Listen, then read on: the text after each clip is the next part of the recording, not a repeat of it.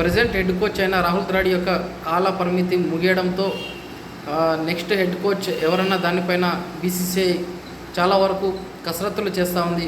ప్రస్తుతం ఉన్న ద్రావిడ్నే కొనసాగించాలని మొదట అనుకున్నా కూడా రాహుల్ ద్రావిడ్ దానికి ఒప్పుకోకపోవడంతో నెక్స్ట్ ఎవరైతే బాగుంటుందనే ఆ విషయం పైన చాలా వరకు డిస్కషన్స్ జరుగుతున్నట్లుగా తెలుస్తోంది. మొదట రాహుల్ ద్రావిడ్ను సంప్రదించగా ఆయన వద్దనడంతో నెక్స్ట్ వివిఎస్ లక్ష్మణ్ను సంప్రదించినట్లుగా తెలుస్తోంది. వివిఎస్ లక్ష్మణ్ కూడా రెడీగా లేకపోవడంతో గౌతమ్ గంభీర్ని సెలెక్ట్ చేసుకునే అవకాశం కనిపిస్తుంది. ఎందుకంటే బీసీసీఐ సెక్రటరీ అయిన జైషా చాలా వరకు గౌతమ్ గంభీర్ని ఫైనలైజ్ చేయాలనే విషయంపైనే అతను ఫిక్స్ అయినట్లుగా తెలుస్తూ ఉంది. ఆ విధంగా న్యూస్ కూడా వస్తూ ఉంది.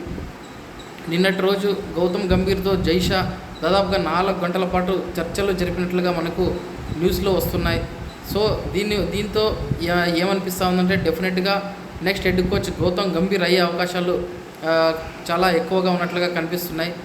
గౌతమ్ గంభీర్ హెడ్ కోచ్గా కావడానికి ప్రధాన కారణాలు ఏంటంటే ఆయన 2 సార్లు కోల్కతా నైట్ రైడర్స్ కెప్టెన్గా ఉన్నప్పుడు ఐపీఎల్ కప్ కొట్టడం జరిగింది.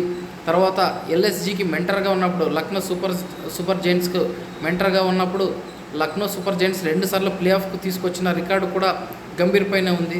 తర్వాత ఎల్ఎస్జీని వదిలేసి ఈసారి కేకేఆర్కు మెంటర్గా వచ్చిన తర్వాత కూడా కేకేఆర్ను విన్నర్గా నిలపడం జరిగింది. అంటే కేకేఆర్ సాధించిన 3 ట్రోఫీల్లో కూడా గౌతమ్ గంభీర్ కీలక పాత్ర కనిపిస్తూ ఉంది. అతని లీడర్షిప్ క్వాలిటీస్ అయితేనేమి, అతని గైడెన్స్ అయితేనేమి చాలా వరకు టీమిండియాకు ఉపయోగపడే అవకాశం ఉందని భావించిన బీసీసీఐ గౌతమ్ గంభీర్ను హెడ్ కోచ్గా సెలెక్ట్ చేసే అవకాశాలు కూడా చాలా ఎక్కువగా కనిపిస్తూ ఉన్నాయి.